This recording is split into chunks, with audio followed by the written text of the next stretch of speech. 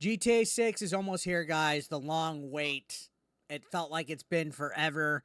I cannot believe a decade has come and gone since the last new installment of this series.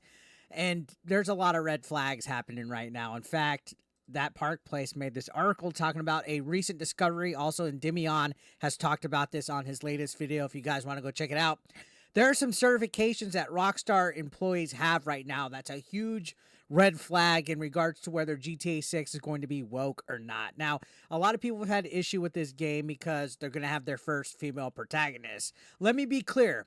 When I see a female protagonist, I'm not like, oh my God, it's automatically woke. Like the left have this perception that you see female, you automatically hate them, when that's not the case. Usually, when you have a woke DEI infested game and it has a female protagonist in there, it's forced and there's no good qualities about that character except that they're a woman or that they're lesbian or gay or a person of color or whatever. That's not good writing. When you have some kind of sense of activism behind it, that's not good writing. If they write this game good, if they make the main female protagonist, I think his name is Lucia, the name's Lucia, I think. If they make her a good character, I'm fine with that. If this game is a banger, but there's some red flags here that we've been seeing. Not to mention throughout the years, we've had a lot of prominent senior veteran employees of Rockstar leave, and it seems like the company has had a whole shift in dynamics to where they're adopting this whole catering to a modern audience trend that we're seeing a lot of studios go with. But so what is alarming right now is there's 60 employees who have completed a certification course called Unconscious Bias, with many of these certifications being awarded from 2020 to 2021, which was the same time period that Dan Hauser left this company. Can I help you with something? I'm very sorry, Robert. So this is a concern because according to that Park Place, this is one of the most damaging revelations about Rockstar, and it's uncovered truths about the people that now work there. Now, there's been a lot of companies in the past that are adopting this whole woke ideology because, again, like I said, it's a shift between employees. If there's employees there, the old guard leaves, a whole bunch of new employees step up with new beliefs, new ideologies, and stuff changes. I think that's exactly what happened with BioWare with Dragon Age Veilguard. I think that's what's going to happen with the new Halo game that comes out next. Eventually these companies get overtaken, and right now DEI is what's in with all these new activists that are cosplaying as developers and whatnot. So according to LinkedIn Learning, it says unconscious bias aims to teach participants to recognize and address unconscious prejudices they may hold. So it's that whole diversity bullcrap, right? Oh, you can't be a bigot, you can't be racist, blah, blah, blah, blah, blah. We've heard it all before, guys. This says, while its stated goal is to foster inclusivity and fairness in workplaces, the course has been widely criticized for its potentially divisive nature. You don't think? I'm pretty sure it's full of a whole bunch of people who hate straight white men, who hate men, period, actually. Toxic workplace encouragement, like how Firewalk Studios and Concord, you name it.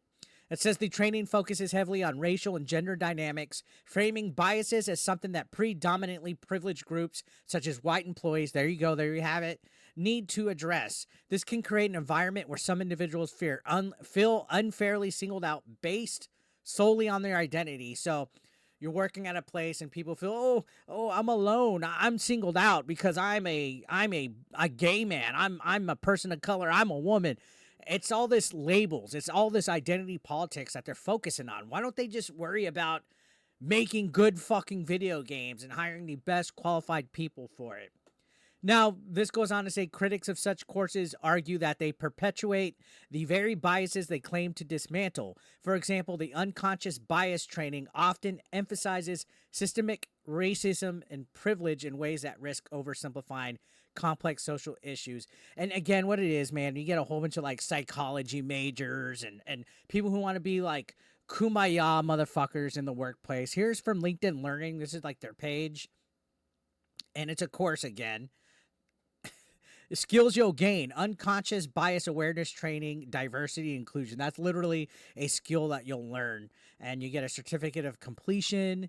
You get learner reviews right here. Again, like I said, 60 of the employees at Rockstar right now currently have this certification right here. And according to here, it's expert diversity expert Stacy Gordon teaches you to recognize and acknowledge your own biases when making decisions, engaging with colleagues, and working effectively in today's organizations. Stacy reveals the most common forms of unconscious bias: affinity bias, halo bias, perception bias, confirmation bias, and groupthink, and teaches you the skills to effectively address them. What does this have to do with video games? Can somebody tell me what the fuck this has to do with video games? Not everything that people need to do needs to be some kind of like where everybody thinks the same. All right, that's not diversity. If everybody goes through this training to where they remove all their biases and all this crap, you're just gonna have a whole bunch of yes men. All right, I'm sorry to say that. You have to have divisive people in a workplace to get shit done. You have to have people that are cutthroat. That's how successful businesses happen. Cutthroat behavior. That's why show business is always so cutthroat. And I think when you put these toxic work environments that are so toxic positivity, it just fails. Like, look at what Concord did. So this is the, I guess, certification that people at Rockstar right now are having to go through at this time. But that's not it. This article also points out, instead of fostering unity, these courses can alienate employees by assigning collective guilt or blame to certain groups while portraying others as perpetual victims. So it's that, if you don't comply, if you're not subscribing or adhering to their woke ideologies, you're the bad one, right? You have to tell me what my preferred pronouns are and say that every single time when you address me. You have to believe what I believe in. You have to be indoctrinated. That's what it is. If you don't comply, you're singled out, you're alienated, you're possibly fired, you're terminated. And it doesn't help. It does not help. And it, again, like this says, it contradicts the course's own purpose. And that's right. That's 110% right here. Now, again, 60 associated members. That's ridiculous. And you can see here some of the people that have done it. Rose Vance, I can't see the name, Sarah Logan, Michael P. Here's 3 fucking employees in the people you may know that are showed up right there. Continuing on, this speculates a little bit, asking why was such a course implemented widely around the same time key creative minds like Hauser and Leslie Benzies left? Because it was a changing of the guard, right? Somebody took over and they're looking at picking up ideologies that all these other development studios are picking up. And that's what's sad about it, because Rockstar literally was about making fun of everybody. Like, nobody was protected. It was all satire all the time. If you were gay, straight, black, white, Mexican, you were being made fun of in the game. But when they updated the GTA 5, I forget what the update was, but they basically patched all the references to insults towards drag queens outside the gay club. I think there were some dildos that were removed, some dialogue was removed. This stuff is where you get into companies now trying to appeal to this modern audience, which doesn't really exist, to be completely honest, if you really want to think about it. But continuing on, this says, for a company built on satire and irreverence, embracing such a divisive practices could erode the very foundation of its identity, which Rockstar ain't going to be the same, guys. They are poison. They're infected right now. And here's another certification that they've had to do.